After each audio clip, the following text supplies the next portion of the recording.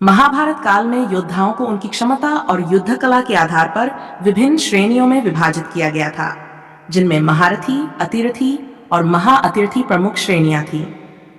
इन श्रेणियों के आधार पर योद्धाओं को उनकी युद्ध कौशल, शक्ति और उनके द्वारा अर्जित युद्ध अनुभव के अनुसार स्थान दिया गया था।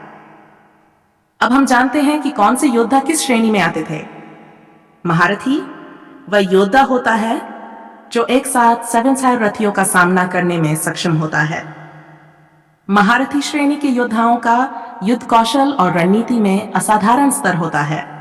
महाभारत में कई योद्धा महारथी श्रेणी में आते थे। 1. अर्जुन। अर्जुन महाभारत के सबसे प्रसिद्ध और सर्वश्रेष्ठ धनुर्धर माने जाते थे। वह पांडवों में सबसे प्रमुख योद्धा थे और उन्होंने कई युद्धों में अपनी वीरता का प्रदर्शन किया था। अर्जुन को भगवान श्री कृष्ण ने गीता का उपदेश भी दिया था, जिससे उनकी क्षमता और ज्ञान और भी अद्वितीय हो गई थी। कर्ण कौरव पक्ष के महान योद्धा थे। वह भी महारथी थे और उनकी शक्ति और वीरता का लोहा सबने माना था। कर्ण का जन्म सूर्यदेव और कुंती से हुआ था, लेकिन उनका पालन पोषण एक रथी के रूप में हुआ, जिससे उन्हें सूतपुत्र भी कहा जाता था। कर्ण ने एक बार कहा था कि वे अर्जुन के समकक्ष योद्धा हैं और महाभारत के युद्ध में उन्होंने इसे सिद्ध भी किया। 3. भीष्म पितामह। भीष्म पितामह महाभारत के सबसे वृद्ध और अनुभवी योद्धा थे। वह कुशल रणनीतिकार और योद्धा थे और उन्हें युद्ध में कोई हरा नहीं सकता था जब तक कि वह स्वयं न चाहे। भीष्म ने जीवन भर ब्रह्मचर्य का पालन किया और अपनी इच्छानुसार मृत्यु को प्राप्त किया। 6. द्रोणाचार्य। द्रोणाचार्य कौरव और पांडवों के गुरु थे और उन्हें महारथी योद्धा माना जाता था। उन्होंने अपने शिष्यों को धनुर्विद्या सिखाई और खुद भी एक महान योद्धा थे। महाभारत के युद्ध में उन्होंने कौरवों की ओर से युद्ध किया। अतिरथी वह योद्धा होता है जो एक समय में 6000 रथियों से लड़ने की क्षमता रखता है। ये योद्धा महारथी से थोड़ा कम होता है, लेकिन फिर भी उसकी युद्ध कला और वीरता उच्च कोटि की होती है। युधिष्ठिर पांडवों के सबसे बड़े भाई थे। वह धर्म और न्याय के प्रतीक माने जाते थे, लेकिन उनकी युद्ध कला और वीरता भी कम नहीं थी। हालांकि युधिष्ठिर एक शांतिप्रिय व्यक्ति थे, लेकिन युद्ध के समय उन्होंने अपनी शक्ति का प्रदर्शन किया। सहदेव पांडवों के सबसे छोटे भाई थे और उन्हें भी अतिरथी श्रेणी में रखा गया है। वह अपनी बुद्धिमत्ता और रणनीति के लिए प्रसिद्ध थे और महाभारत युद्ध में उन्होंने अपनी वीरता दिखाई थी। 3. दुर्योधन कौरवों का नेता था और उसे भी अतिरथी माना जाता था। दुर्योधन का स्वभाव कठोर और घमंडी था, लेकिन उसकी युद्ध कला और शक्ति भी अद्वितीय थी। उसने भीम से कई बार मुकाबला किया और महाभारत के युद्ध में अपनी कुशलता का प्रदर्शन किया। विकर्ण कौरवों के छोटे भाई थे और उन्हें भी अतिरथी माना जाता था।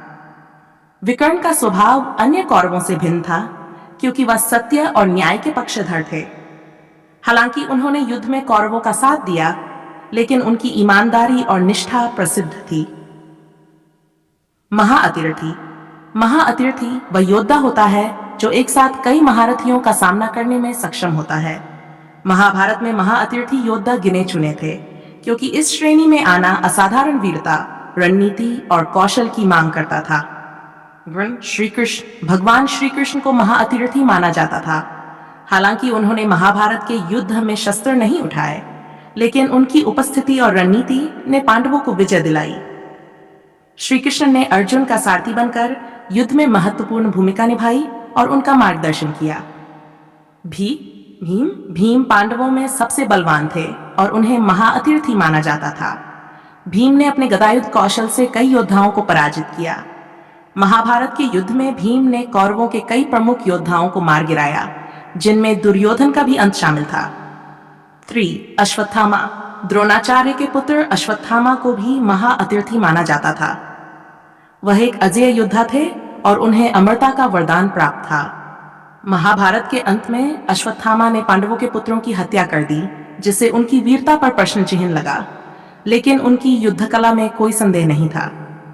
घटोत्कच। भीम का पुत्र घटोत्कच राक्षस कुल में जन्मा था, लेकिन वह पांडवों की सेना का प्रमुख योद्धा था। उसकी युद्ध कला असाधारण थी और उसने महाभारत के युद्ध में कर्ण को पराजित करने में महत्वपूर्ण भूमिका निभाई। अन्य प्रमुख योद्धा, इनके अतिरिक्त भी महाभारत में कई अन्य योद्धा थे जो विभिन्न श्रेणियों में आते थे, जैसे शल्य। शल्य माद्र देश के राजा थे और उन्हें भी महारथी माना जाता था। उन्होंने महाभारत युद्ध में कर्ण का सारथी बनकर महत्वपूर्ण भूमिका निभाई। द्रुपद, द्रौपदी के पिता राजा द्रुपद भी एक महारथी योद्धा थे। वह द्रोणाचार्य के पुराने मित्र थे, लेकिन बाद में उनके बीच शत्रुता हो गई। अभिमन्यु, अभिमन्यु अर्जुन का पुत्र था और वह एक युवा लेकिन महान योद्धा था। अभिमन्यु ने चक्रव्यूह तोड़ने में असाधारण कौशल का प्रदर्शन किया, लेकिन अंततः कौरवों ने मिलकर उसे धोखे से मार दिया। निष्कर्ष, महाभारत के युद्ध में योद्धाओं की श्रेणियों के आधार पर उनके युद्ध कौशल और वीरता का सम्मान किया जाता था। महारथी, अतिरथी और महाअतिरथी योद्धाओं ने अपनी अपनी क्षमता के अनुसार युद्ध में महत्वपूर्ण भूमिका निभाई। ये योद्धा अपनी शक्ति, युद्ध कला और अद्वितीय रणनीतियों के लिए सदियों से याद किए जाते हैं। महाभारत न केवल एक महाकाव्य है, बल्कि यह हमें युद्ध कला, धर्म और न्याय के महत्वपूर्ण सबक भी सिखाता है। अगर आपको हमारी जानकारी पसंद आई हो तो कृपया हमारे चैनल को सब्सक्राइब करें ताकि हम आपको और भी ऐसी ऐतिहासिक और ज्ञानवर्धक जानकारियां दे सकें।